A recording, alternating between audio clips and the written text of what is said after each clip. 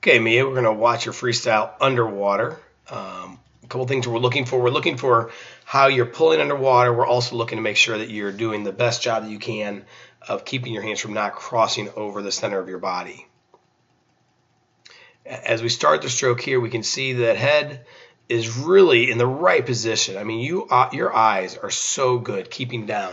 Try to make sure you roll your shoulders a little bit better so that you're not bouncing. You can see a little bit here. Your head is kind of going up and down. All right, so it's more with your upper body. So just make sure you roll those shoulders a little bit better.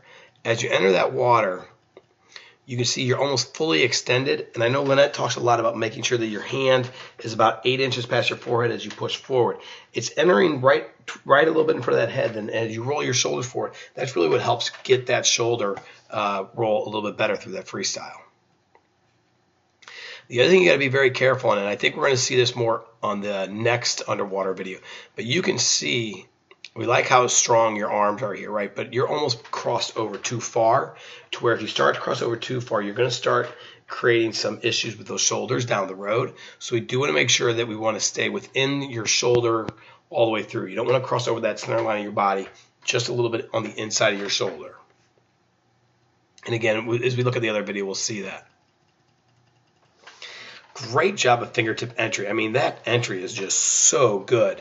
Again, right here, now this side looks a lot better, and I think it's more because you're not taking a breath. So I think that we're going to see that you cross over a little more when you do breathe. When you don't breathe, you're in the right position. So that looks outstanding, Mia. Kick out there. I mean, all you can see are the bubbles coming from those feet. I mean, you do an excellent job of kicking.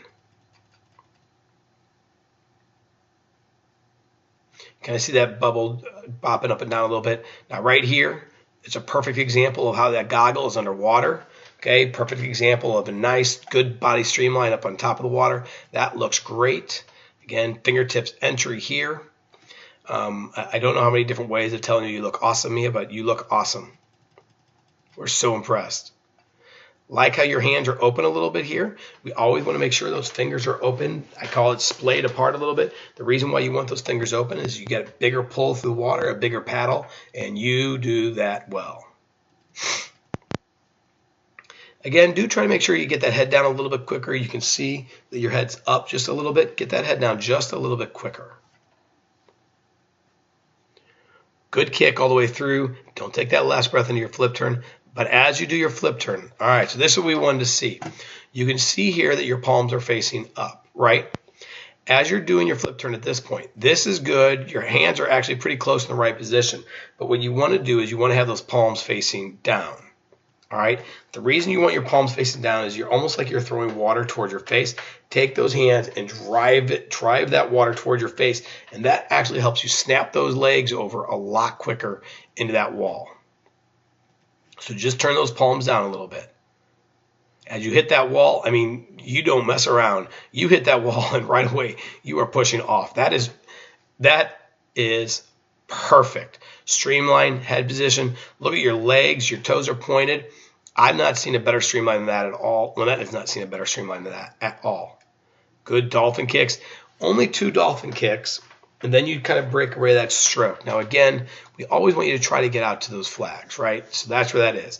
So once you go, let's go 3 dolphin kicks, then flutter kicks. Then once you get past the flutter kicks, probably about 3 or 4 flutter kicks, then you're going to get to that first stroke, and you're going to be a lot further, all right? So I think as we get that a little bit stronger, you're going to find a lot more success. Good breakout. Again, good legs. Way to get into that stroke, Mia.